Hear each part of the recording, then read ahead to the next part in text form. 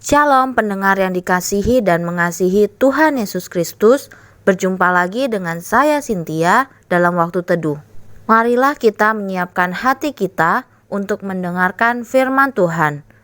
Kiranya hikmat dari Allah Bapa yang memampukan kita untuk mengerti firman dan melakukannya dalam kehidupan sehari-hari kita. Renungan harian hari ini berjudul Mahakarya dari Kain Kotor. Bacaan Alkitab diambil dari Galatia 4 ayat 13-20. Demikian firman Tuhan.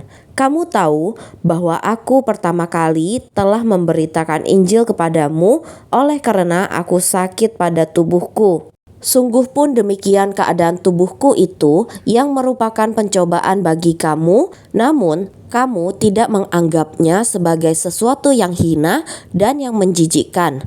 Tetapi kamu telah menyambut aku sama seperti menyambut seorang malaikat Allah, malahan sama seperti menyambut Kristus Yesus sendiri. Betapa bahagianya kamu pada waktu itu. Dan sekarang, di manakah bahagiamu itu? Karena aku dapat bersaksi tentang kamu bahwa jika mungkin, kamu telah mencungkil matamu dan memberikannya kepadaku. Apakah dengan mengatakan kebenaran kepadamu, aku telah menjadi musuhmu? Mereka dengan giat berusaha untuk menarik kamu, tetapi tidak dengan tulus hati, karena mereka mau mengucilkan kamu, supaya kamu dengan giat mengikuti mereka. Memang baik kalau orang dengan giat berusaha menarik orang lain dalam perkara-perkara yang baik, asal pada setiap waktu dan bukan hanya bila aku ada di antara kamu. Hai anak-anakku, karena kamu, aku menderita sakit bersalin lagi, sampai rupa Kristus menjadi nyata di dalam kamu. Betapa rinduku untuk berada di antara kamu pada saat ini dan dapat berbicara dengan suara yang lain, karena aku telah habis akal menghadapi kamu. Nats pembimbing hari ini diambil dari Galatia 4 ayat 19.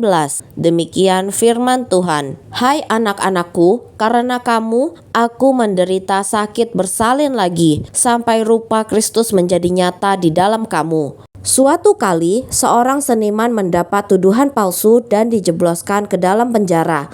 Meskipun diizinkan untuk membawa kuas dan cat lukisnya, ia tidak tahu bagaimana caranya untuk mendapatkan kanvas.